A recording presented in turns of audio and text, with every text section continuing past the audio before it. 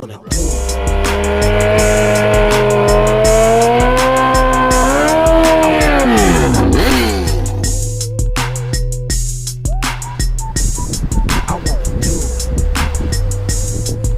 I got a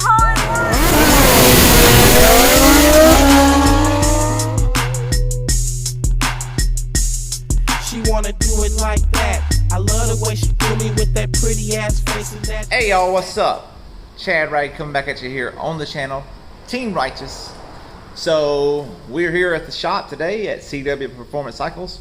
We're not gonna get the race this weekend, Memorial Day race or Memorial Day weekend, and there's nothing really going on here this weekend at our local track that we normally run at on Saturdays. They're gonna be closed down, and we're just gonna go do some testing tonight in Huntsville since it's Friday night. But unfortunately, it rained earlier today, and they said it's just too wet to try to get dry, and they're not gonna be able to do it. So we're not gonna be able to get that done. But anyways, just wanted to be able to show y'all, something we've been working on this week, and actually a problem that we ran into with it as well. So it's kind of a learning experience, and we're gonna get to actually take it back apart and put it back together. So anyways, earlier today, yesterday we finished off a ZX10 we had working on too here in the shop. So I'm gonna try to bring some more videos, something besides just the drag racing videos that we do. A little bit of work around the shop that we got going on. So anyways, on the ZX10 it came in with a FI light on, as most people know, fault indicator or fuel injection, whichever one you want to call it, but it's like a check engine light on a car. And so we had to figure out what's going on with it. It had a problem with the secondary throttles. They call it something else on Kawasaki. They call it sub throttles. Anyways, we got that figured out, and it had a gear position sensor fault code. Got that figured out. Got the throttle bodies changed out, putting some new throttle bodies on there, and had to rewire the gear position sensor. Had to rewire the gear position sensor for him so that it would be able to get rid of that second code that was still on there. So we rewired it, changed out the throttle bodies, got him on the way.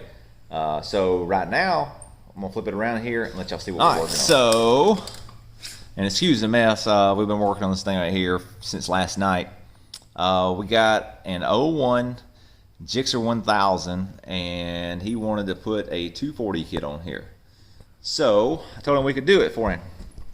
Just bring it on down, and we get him hooked up. So we got it put on here and everything, but we ran into a snag. Ran into a couple of snags. We got one of them fixed, and now we're going to fix the other one, but it's going to be next week before we get a chance to fix it. So we got everything put in here, mounted up, chain on, got it all adjusted, and then I started spinning the wheel, and I hear a rubbing noise up there. And what do you know? The chain's rubbing up against the frame. So what do? I found, there's no instructions that come with it. They just expect you to be able to do it, or bring it to them and they'll do it for you. And well, this guy right here, he wasn't going to do it himself, so he brought it to me to do. And I figured, what the hey, 240 kit doesn't have the jack shaft on it, should be no problem.